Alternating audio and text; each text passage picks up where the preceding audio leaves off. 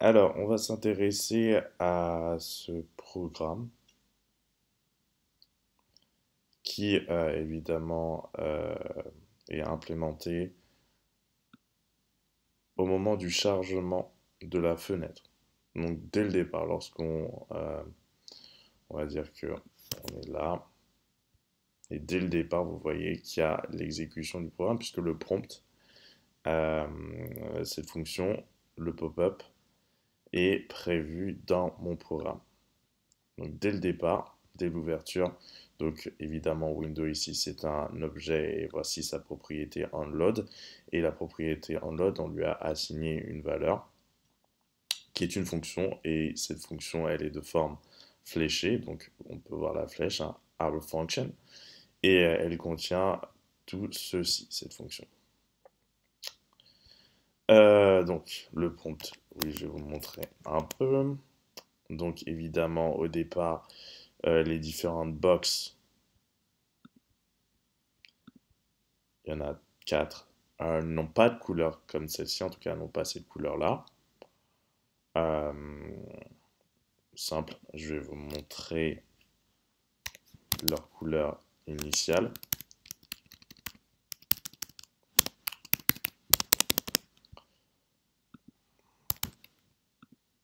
Donc j'ai transformé ici ce que j'avais écrit en commentaire. Étant donné qu'on est dans le fichier .html, c'est comme ça qu'on fait. Et donc voilà. Au départ, c'est comme ça. En fonction évidemment du style.scss que j'ai créé. Évidemment, au départ, on voit que la box a cette couleur-là et qu'il n'y a rien du tout d'écrit dedans. On peut voir ça. Il n'y a rien. J'aurais pu faire ça aussi, mais pour vous montrer, mais il y a absolument rien. Rien n'est écrit, il n'y a rien. Inspecter. Il n'y a absolument rien dedans.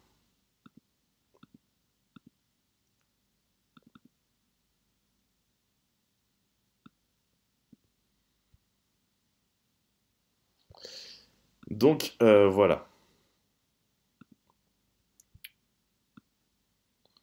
On est là au départ.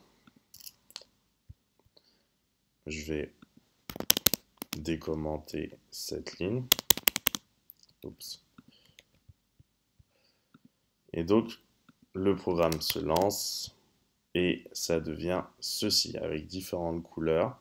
On voit que les box ont un style différent.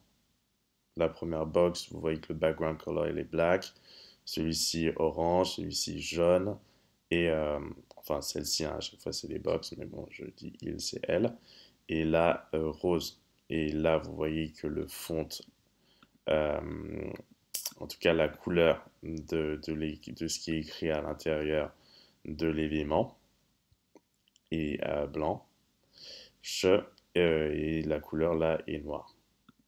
C'est assez visible. Explication.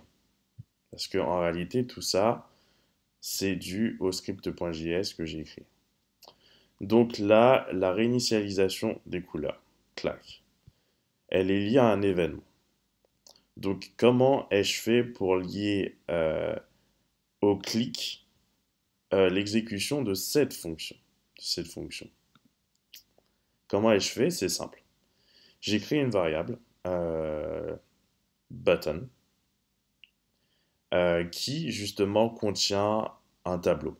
Et ce tableau contient un seul élément, puisqu'en réalité, il y a un seul bouton dans ma page.html, dans mon index.html, il n'y a qu'un seul bouton. Donc, je me sers du DOM, euh, Document Object Model, évidemment, qui est un arbre qui commence au HTML et ensuite le HTML se décompose en head et en body. Et le body lui-même a des enfants. Et donc, je fais appel justement à une méthode de document qui est un objet également.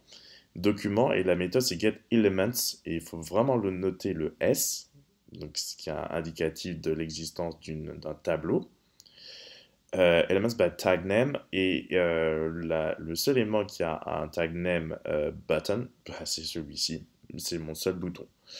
Donc voilà, ce seul et unique bouton, donc il y a un seul élément dans cette liste. Pour vérifier qu'il s'agit bien d'une liste, hein, je peux faire un petit console log et je mets button dedans. Et évidemment, je réactualise. Oui, je viens d'inspecter. Hop. Je fais un petit console et je vois que la liste ne contient qu'un élément. Length de la liste 1 et voilà cet élément et oups. On pense savoir un peu plus. Ben voilà, bon bref. Très intéressant tout ça. Vraiment une liste. Oups. Donc voilà, un seul élément dans cette liste. Ok, cool.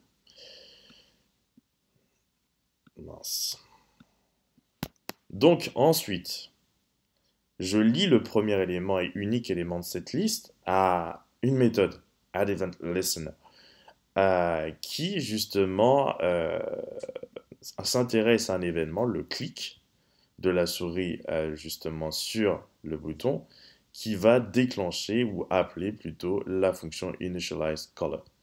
La fonction initializeColor, elle est composée de deux boucles, une boucle for_of et une boucle for plus tranquille, plus traditionnelle, on va dire.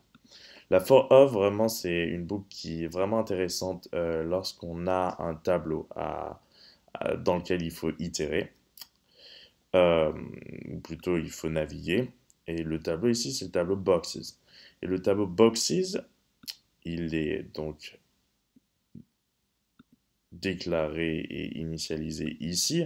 Il contient évidemment que des objets. Donc on voit que boxes, box underscore one, c'est un objet, une instance de la classe box, hein, que je vais expliquer rapidement. En réalité, voilà comment on fait une classe. On lui donne le mot-clé classe, on lui donne un nom en majuscule. Euh, en majuscule. Euh, Ensuite, on lui met un constructeur avec différents paramètres. Bah, ici, background color, color et paragraphe. On met le mot clé this, ensuite dot, background color, et on met background color, this, dot, color, et on met color, machin, machin, pour que à chaque fois qu'on va créer une instance, ben, c'est-à-dire que donc ce modèle s'applique ensuite aux différents arguments qu'on va entrer à l'intérieur des parenthèses.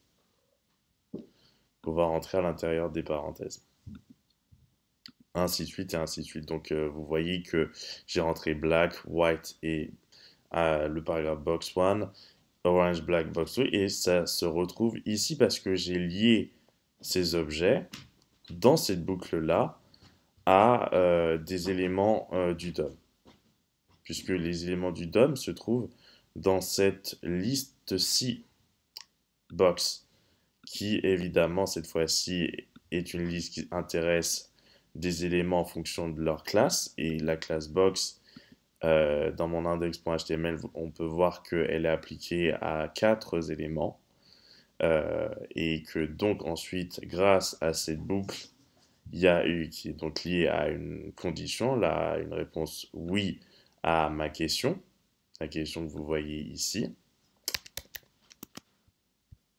exécute cette boucle et lie effectivement ces différents objets, en tout cas des propriétés de ces différents objets, à des propriétés d'un autre objet qui en réalité sont les éléments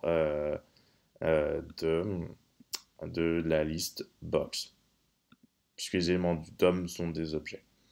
Donc objet versus objet, objet versus objet, et donc on assigne les valeurs de propriété d'objets ici que j'ai créés à des objets qui existent justement de naissance dans le DOM. De naissance parce qu'en gros j'ai pas créé cet objet-là, il était déjà là, c'est juste que je lui ai trouvé son petit nom et en fonction justement de cette variable que j'ai appelée box et qui ensuite en tant qu'élément reconnaît justement ces différents éléments-là. Donc voilà, à chacun de ces éléments, on assigne le background color, donc black, le white, la couleur, et le paragraphe que je lui ai mis. Donc ça fait premier élément 0, 0, donc premier élément donc, correspond à cet objet-là. Je lui mets toutes les propriétés de cet objet. Tac, tac, tac, background color, paragraphe et color. L'élément numéro 2 de la liste, donc à box index 1, je lui ai mis toutes ces informations-là, je lui ai assigné en valeur. Et évidemment, ça se retrouve ici. Et lorsqu'on fait une réinitialisation, par contre, bah, ça part, puisque rentre en jeu cette fonction, et cette fonction change justement sans s'intéresser si en réalité en s'intéressant aux différents objets, change leur background color, la valeur de cette propriété que je leur ai donnée là. Ça change tout ça en ça. Donc le background color c'est plus black, c'est ça. La couleur c'est plus white, c'est ça, et ainsi de suite, et ainsi de suite. Et le paragraphe, ben, il n'y a plus de message, il n'y a plus rien, comme vous pouvez le voir.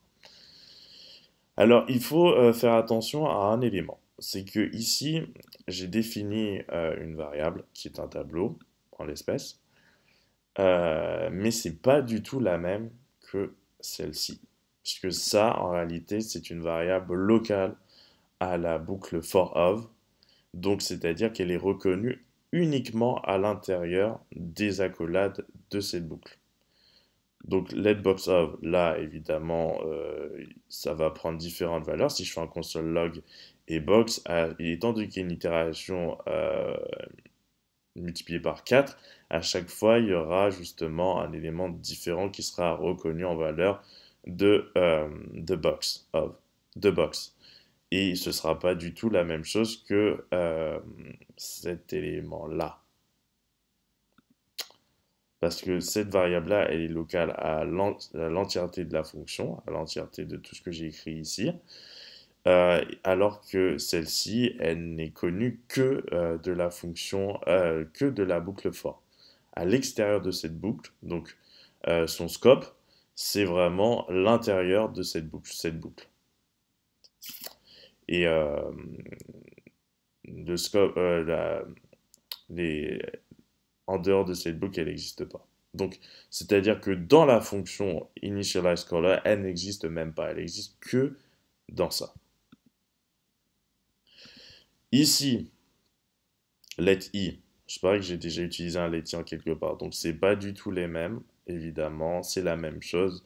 C'est une variable locale à la boucle. Elle n'existe pas en dehors. Et ainsi de suite, et ainsi de suite. Donc voilà. C'est vraiment intéressant les différents scopes. On reverra ça peut-être dans une prochaine vidéo.